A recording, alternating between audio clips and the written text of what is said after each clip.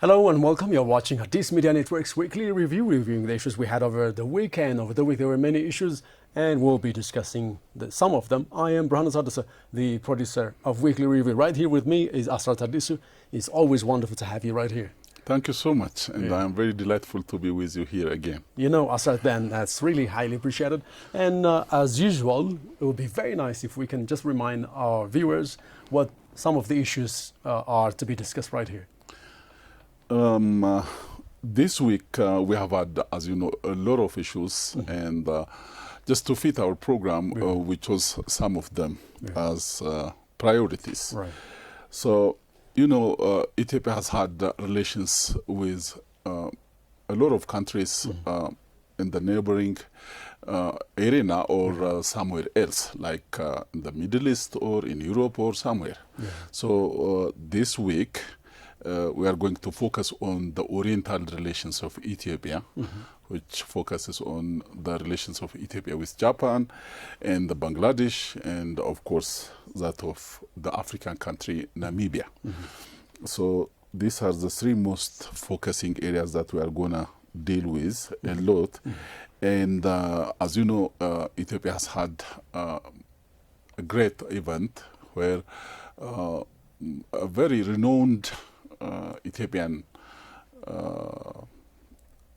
Fassiledes Castle is inaugurated very recently by His Excellency Dr. Abiy Ahmed and the First Lady Zinash Tayacho and other senior government officials, including that of the regional senior government officials.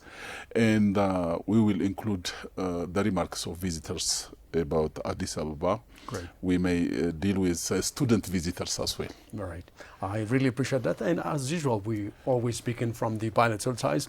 And it's always wonderful, by the way, to start with bilateral ties. And it's really a positive thing to talk about, because when you begin from the ties, the cooperation and working together, Ethiopia is well known with that one. We are always looking for peaceful coexistence, peaceful relations with different countries, with many countries from the entire globe, even including the new continent found, the 8th continent. So we're really happy to have relations with different continents and countries as well.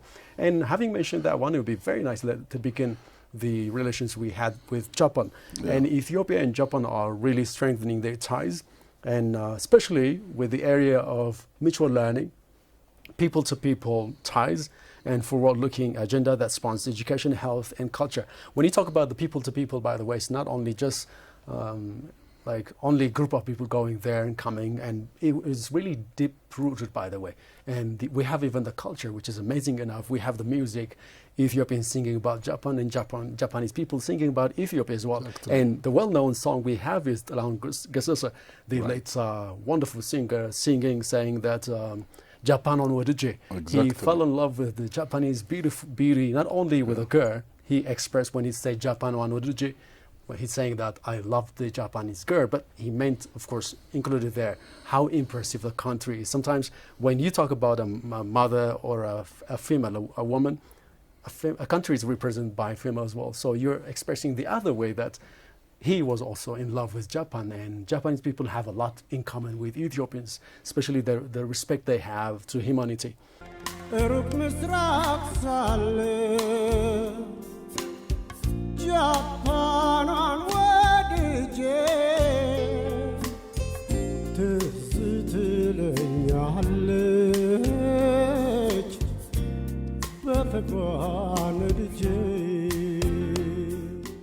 It's really quite amazing. I wish the other parts of the world could copy this positivity, and Ethiopians have it. Most parts of Africa is the same thing, and this is one of the reasons that we can talk about. The Asians especially have a lot to share with us, and we have a lot to share with them. So the ambassador, the Japanese ambassador to Ethiopia, Shibata Hironori, expressed the relations Ethiopia and Japan have, and saying that this, of course, depend the cooperation. And the ambassador traced the state of development cooperation, noting that Japanese partnership with Ethiopia exports expanded since especially 2000. You know, when we talk about Japan, Japan is a typical farthest country, that of the Oriental country, and well known for its high context culture.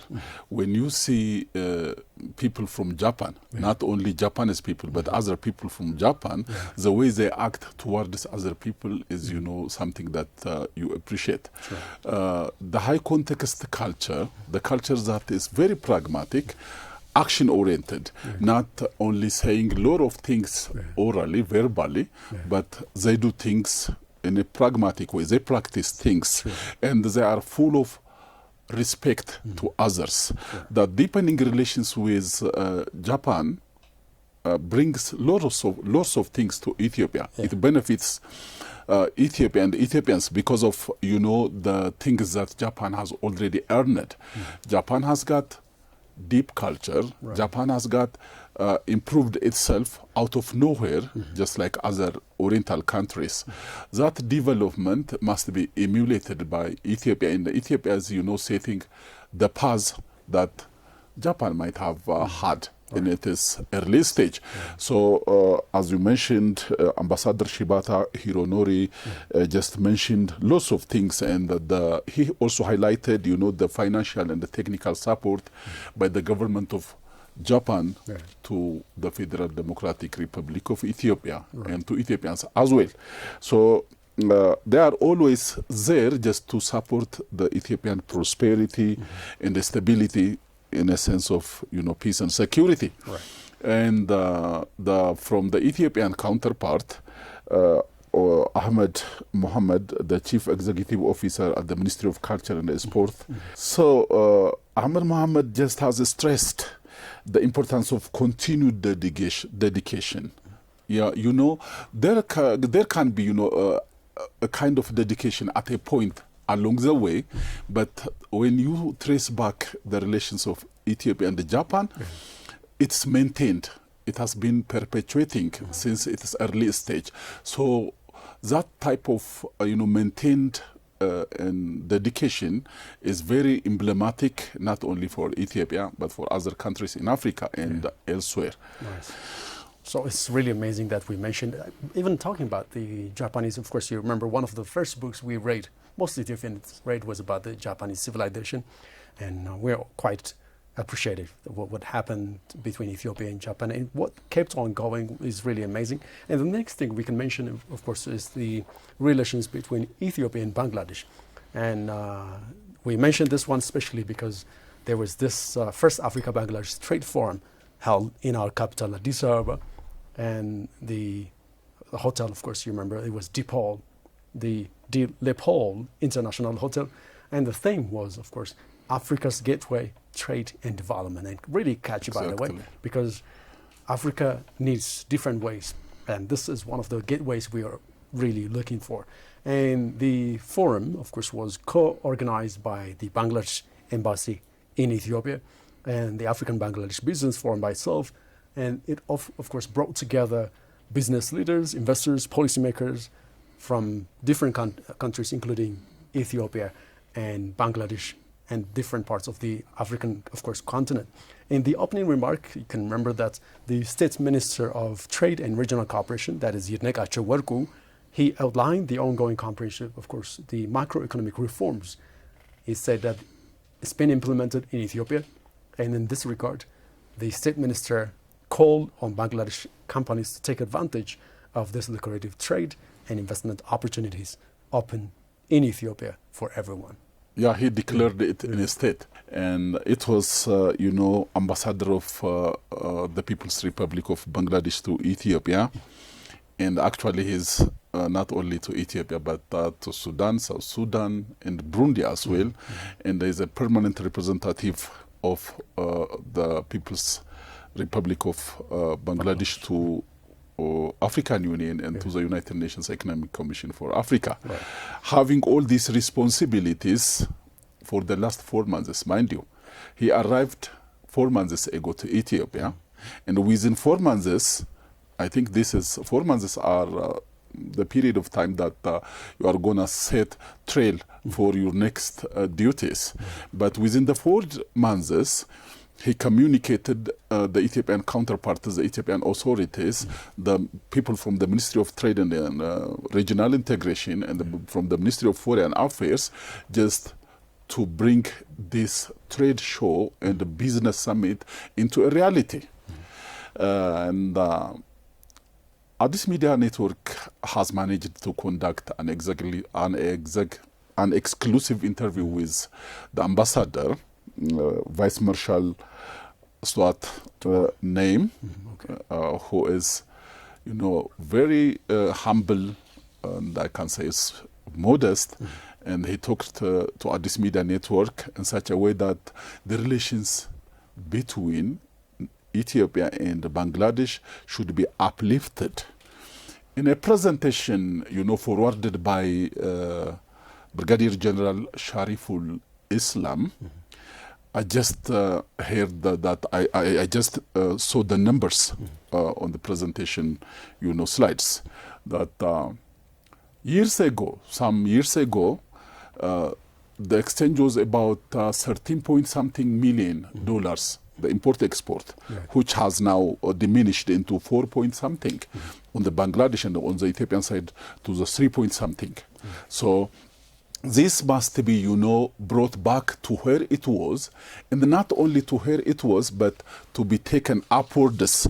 The trajectory should be, upgraded, was the idea brought by the ambassador. And actually, there were about 37 business people from Bangladesh included in a delegation from Bangladesh, and they have had, a kind of, each of them have got pavilions. In their pavilions, they just showcased their products. Bangladesh, mind you, Bangladesh, if taken the geographical, size of Bangladesh, is just 1/3 of the Oromia region. Mind you, just 1/3 of the Oromia region in Ethiopia. Surprisingly, 175 million people are living in that region, in that country. All these people, as to the information we learned, are highly workaholic, as to the information that we learned yesterday. And they want, to reach out to other nations to export their products and to invest in other nations like Ethiopia, and they want to import as well. So from the Ethiopian side, people were, soliciting. The senior officials from the Ethiopian side were soliciting about exporting commodities like coffee to Bangladesh. So having mentioned this one, it would be very nice to give our viewers what the Japanese ambassador to Ethiopia and State Minister, of course, had to say. And both Japanese and Bangladesh relations will show us through this video, and we'll be back after this one. You're watching Addis Media Network's Weekly Review. Ethiopia attaches a great value and importance to its relation with Bangladesh, and is firmly committed to further enhancing it. The relationship is so strong. Politically, we have a very positive relationship, but yet we have to work hard in connecting in economic aspect, especially in investment and the trade areas. Recently, the economic relation between Ethiopia and Bangladesh have been taking an upward a little bit. And Ethiopia, we export coffee and cotton to Bangladesh, but we import pharmaceutical product from Bangladesh. But we need to work hard in this aspect, especially in economic area. Those of you who came from Bangladesh, I want to guarantee you that our full support will be with you. And if you want to do the business fully, we will support you, we will work closely with you. Ethiopia and Bangladesh share not only a commitment of economic growth, but also a vision for sustainable development that can uplift our communities and improve the lives of our citizens. To boost and improve the trade and business between these two friendly countries, the first Trade Fair and Business Summit is a humble beginning. Three key themes of the purpose of this historic event.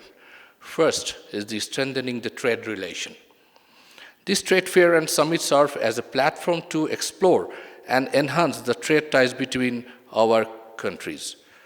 With Ethiopia's strategic location in the Horn of Africa and Bangladesh's position as a key player in South Asia, we have a unique opportunity to facilitate trade routes that can benefit both the economics. The second one is the investment opportunities. In both the countries, there are various sectors like agriculture, pharmaceutical, textile, footwear, technology, and renewable energy are suitable for business and investment. Moreover, both countries have rich agricultural diversity. The third one is the cultural exchange. Beyond business, this summit highlights the importance of cultural exchange. Understanding each other will enrich our partnership and create a foundation of trust and respect. By fostering partnership, we are leveraged to our respective strengths to create mutual beneficial opportunities for each other. People exchanges form the basis of the true mutual understanding between the two countries. Hence here, I would like to touch upon scholarship program and tourism. Through the Japanese government scholarship program, over 300 students have studied in Japan over the past 20 years. Many graduates now teach at national universities such as Addis Ababa University. Through JICA training program, approximately 3,800 Ethiopians, including government officials, have traveled to Japan to date, while some 2,200 Japanese experts have been dispatched to almost all ministries and agencies. Cooperative relationship between Addis Ababa University and the University of Tokyo and Kyoto University, and as well as between Ethiopian regional universities and Japanese national universities, continue to be strengthened. As we celebrate Japan's cultural heritage today, let us also reaffirm our dedication to strengthen the bonds of friendship, understanding, and the cooperation between Ethiopia and Japan. May this event serve as a beacon of cultural exchange, inspiring future collaboration and mutual growth. Thank you for being part of this memorial occasion. Let us enjoy the festival and embrace the spirit of Japan's culture. Dear viewers, we're back, and this is Addis Media Network's weekly review, reviewing the issues we have at hand. And the next issues, of course, will take us to other relations between Ethiopia and other countries as well. And it's the African country. Mostly, I was really wondering about why we are not having much of the African countries. Of course, they have the hub right here, the African Union right here, the Economic Commission for Africa is right here, and other organizations are here, but it's not what mostly is, of course, right here. We expect other countries even to showcase what their relations really look. So we'll be even reporting after this one on. Of course, we'll be reporting what other Africans have relations with us. And the international media, by the way, have been, of course, talking mostly the negative issues. And we're not saying that we only need those things, but we really need even to focus on the positive issues. Africa is developing, Africa is increasing, and the international media we can always watch is not really focusing on the negativity, but I don't think that's what we need for, especially for the continent, for Africa. We need positivity, bilateral ties as well. So we will be here reviewing those issues from today on. And having mentioned that one, it will be very nice to go, especially directly to Ethiopia and Namibia ties. And State Minister of Foreign Affairs over the week, that is Ambassador Hadera Aberra, received the Ambassador of the Republic of Namibia to Ethiopia and at his office, and saying that the two countries established formal diplomatic, of course, relationship that after opening their embassy, that's the 1990s, and the Embassy of Ethiopia in Pretoria is accredited to Namibia as well. During the interview, then, Ambassador Hadera underscored the long-standing historical ties between Ethiopia and Namibia, and he called it outstanding. I would like, to underline your earlier idea of, aspects on the so-called international media. We, the professionals from Africa and some other dedicated professionals from big media companies like BBC are interested, in covering the joie de vivre aspect of life, which is, Africa has a lot of, aspects that entice people to come to Africa and to enjoy Africa. Africa has got lots of things, not only, this drought and other, negative aspects, as you said earlier. So we always want, to upgrade, to uplift the face of Africa, the face of each of African countries. And Namibia being one of them, a professional from Namibia, a control warden when it comes to the wildlife conservation and the preservation of Namibia. You people are called land of origins. And we Namibians are called people of, the land of braves. Namibia is termed as the land of braves, where the desert meets the ocean. The Atlantic, they border the Atlantic.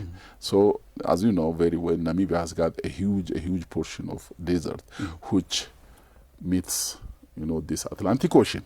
So, being the land of, braves, they are proud enough, with their own culture, with the way how they just liberated themselves. And they are also proud enough to have relations with countries like Ethiopia. Ambassador to Ethiopia, Mbapue Muvangua, has mentioned the great relations of the Republic of Namibia to Ethiopia. It is. It's quite amazing. By the way, when we mention the international media, we're not saying that they all always focus on the negativity. We have seen the many reports, and one of the reports we were really happy that, including the Al Jazeera, the BBC, and other media outlets reported, was our Grand Ethiopian Renaissance. And we were happy that they reported, and we know that they will keep on reporting positive things about Africa as well. Until we keep doing our best. That's true. The most important thing is keeping doing what's expected from us. We shall fight for ourselves. We shall fight to get engaged in the mega projects like the Great Ethiopian Renaissance. Because other countries have also their own projects, and those will be, of course, shown, even including in our media. And the other thing that we can prove the world is that Africa, especially Ethiopia, part of Africa, has many UNESCO sites. And it's really wonderful that we heard over the week, Ethiopia became, of course, elected as a member of the UNESCO Executive Board during the 43rd UNESCO General Conference. And it's quite amazing, especially, by the way. It took place in Uzbekistan. While the Executive Board, as you know, Asrat, is one of the UNESCO's 3 constitutional organs, and alongside the General Conference and the Secretariat, and is elected by members at the General Conference. So we are really happy because Ethiopia has a lot to show to the world. Not only Ethiopia, as we're representing even other African countries, Africa has a lot to show to the world. And UNESCO is doing this one, is recording it, everything is being part of it. So we're really happy that we're being elected as member of the UNESCO Executive Board, and we will keep continuing doing this exactly. Exactly. So, being the 43rd, an executive member of the UNESCO's 43rd General Conference is a big achievement to Ethiopia. But the most important thing, as you know very well, Ethiopia has been echoing the interest of the continent of Africa wherever Ethiopia is, elected or, being, taking places, positions. Nice. So I really appreciate that one. And the viewers here have been watching, of course, Addis Media Network's weekly review with me, Brian Sada. So the next issue, of course, will take us to the inauguration of refurbished Fassiledes Castle, and we'll be back. We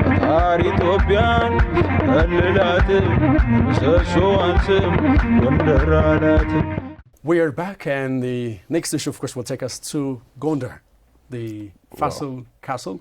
And over the week, Prime Minister Abiy Ahmed inaugurated the refurbished Fassiledes Castle. He said this extensive restoration project has birthed new life into site. I really love the expression as well, by the way. And he said that it's preserving its history while enhancing its beauty and accessibility. You definitely know that Fassiledes Castle was constructed with medieval exterior appearance in 1632 to 1667. It was made out of stone, And of course, there were different materials as well used there. And that was, of course, constructed by Emperor Fassiledes.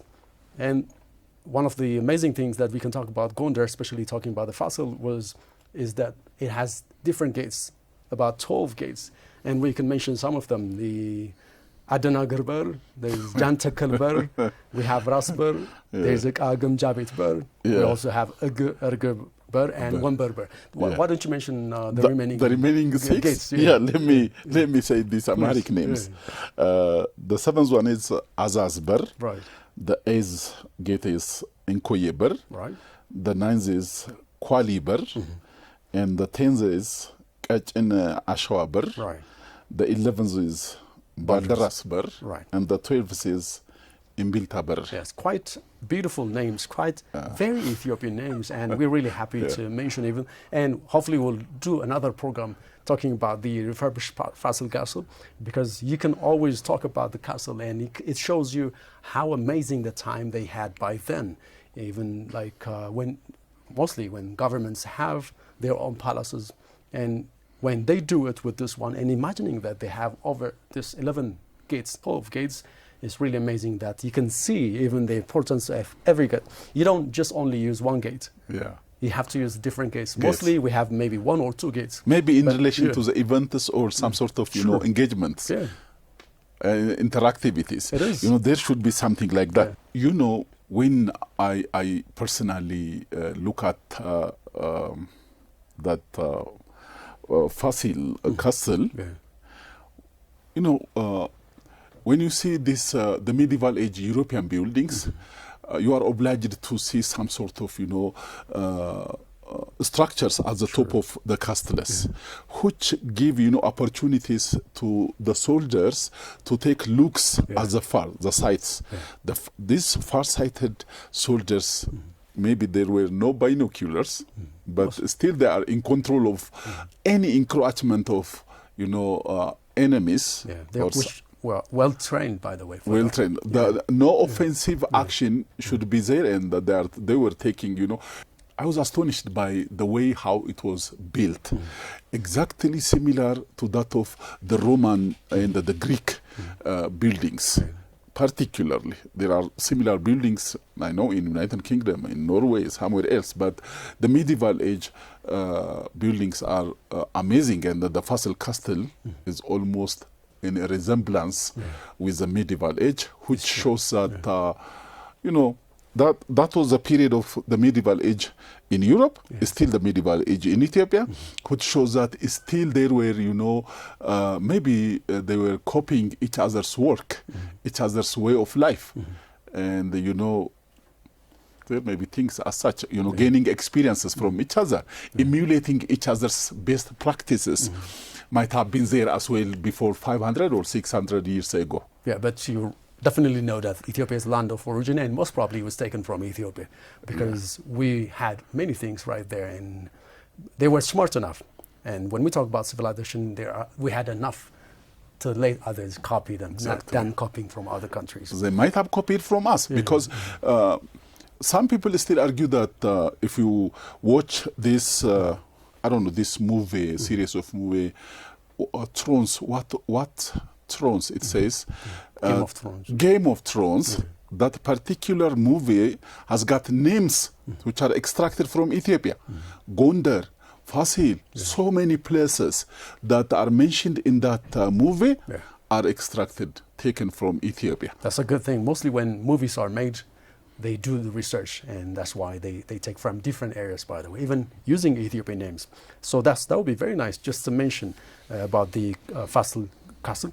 So let's take a look of the Gondar Castle, the Fassiledes Castle, and see what the Prime Minister and Deputy Prime Minister had to say about it. And hopefully you will have a wonderful time watching it. Of course, the Fassiledes Castle looks like this way, and that will follow. Speaking, of course, the Prime Minister of Ethiopia and the Deputy Prime Minister. We'll be right back. ፋሲል አልተጠገነም ፋሲል ዳግም ነው የተወለደው The palace hasn't been repaired, not even renovated. It's been just born again. It's the rebirth of Fassiledes, the castle. According to history, this palace was the foundation of the entire city. Gondar, The populace has created a city. It is now the responsibility of all of us to rebuild all the historical neighborhoods in the city. I now call upon the young people of this very palace to do more than what your ancestors did, more than what we did. Your forefathers and foremothers built such remarkable heritage. We have tried to preserve it, and now it is the responsibility of this generation to do even better. አደራ ልላችሁ ፈልጋለሁ። ክቡር ጠቅላይ ሚኒስትሩ ወደ ጎንደር ከሄዱ በኋላ የመጀመሪያ ያዩት ያንን ቅርስ ነው። This is the beginning of Gondar's second era of civilization, a significant new chapter in the city's revival. After 4 centuries of neglect, the renovation of Fassiledes Castle has been revitalized. Under Prime Minister Abiy Ahmed's leadership, the monument has now risen like an eagle. Additionally, the improved road from Azozo to Piazza is both beautiful and functional, serving as an important symbol of the city's transformation. ተጠግኖ ለማለት ትንሽ ያስቸግራል። እንደገና ታድሶ እንደገና ተወልዶ ማለት ይቻላል። እንግዲህ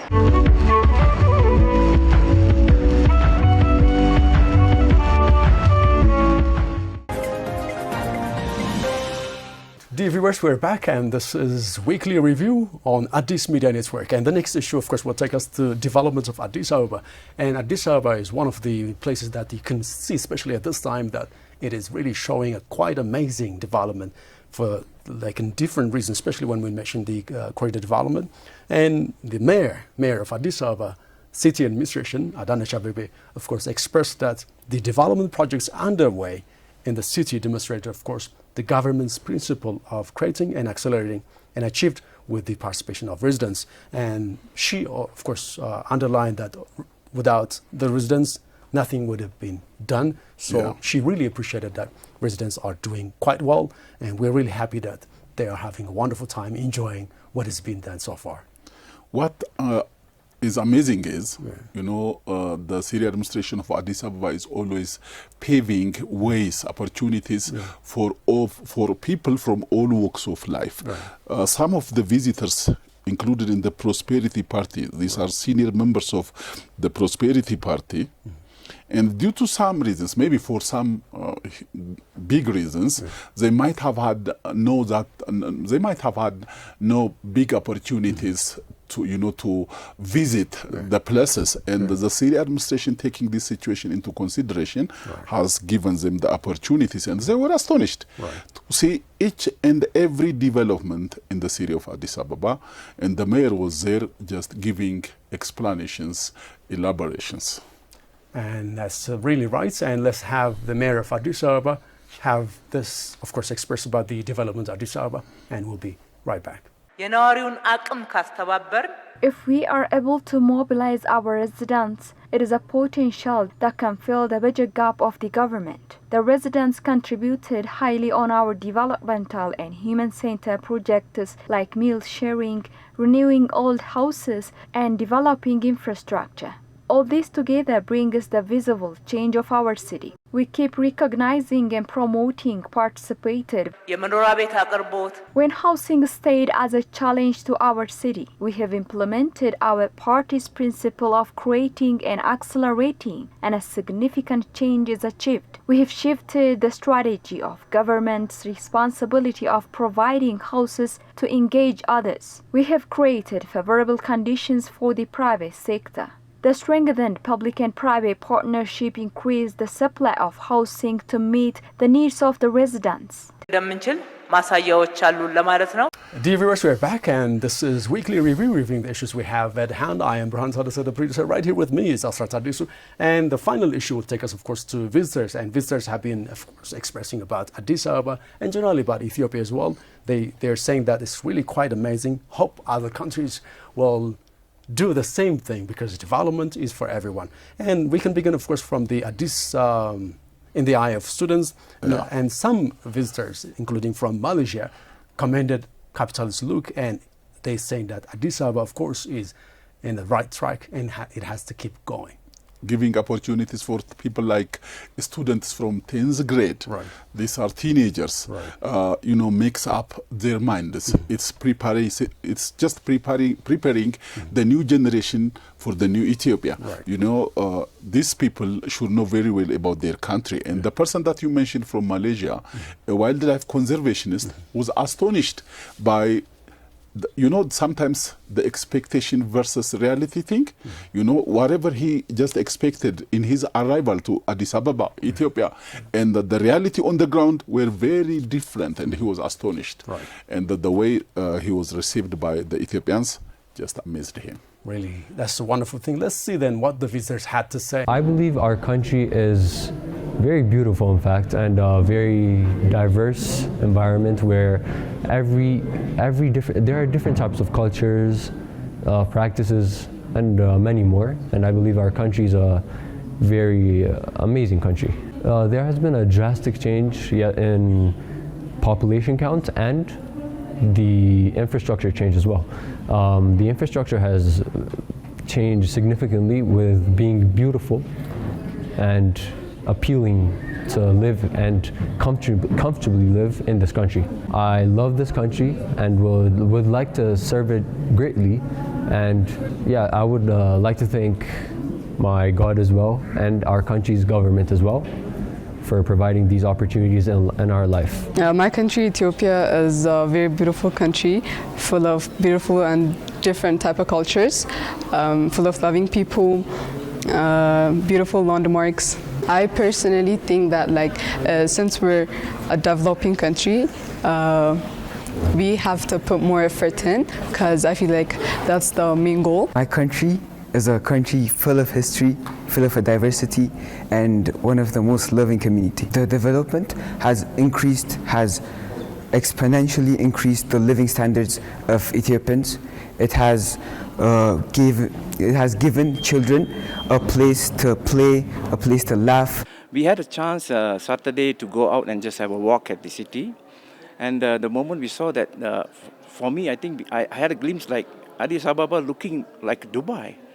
It's like developing like Dubai, and the infrastructure and the ever-growing progression in construction is good. And we were going around a couple of places, and we can see the buildings. And my delegate, the first comment they said, the roads are clean, and the roads are well maintained. So this is what I mean. Is like what we were picturing about Addis Ababa, Ethiopia. It's totally different, which I mean it in a positive way, because normally we have the impression of coming to an African country is totally different. But the moment we landed here, from the airport to Skylight, the comment that my delegate, and including me, the road is clean and the buildings are beautiful. I mean, it's totally like you're coming up to be a very progressing and developed country soon. That's my opinion. This is my first time to Addis Ababa and Ethiopia, and first time for the conference. If I want to talk about Ethiopia, I think from what I hear, and from what I see, I love this country, because not for the coffee, but the people. I think we went to a couple of places to buy souvenirs, of course, Ethiopian souvenirs, and the people are very nice and they are very helpful. If you can't get something from this place, they'll just show you to another place. So it does not happen to any other country. Perhaps this is my experience and my team's experience. So the food, I have not tried the local food yet, but I have tried the coffee, and it's true. Ethiopia is the origin of the coffee.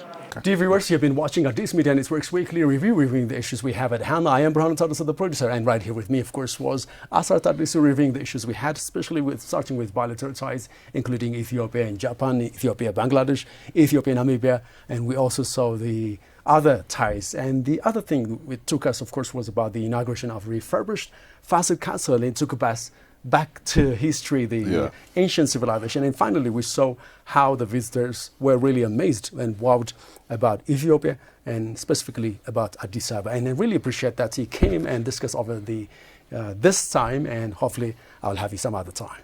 I'm very much indebted. Really appreciate it. Yeah. Dear viewers, you've been watching Addis Media Network's weekly review with me, Burhan Tadasa, and that does it for today. I'll catch you next time. You take care.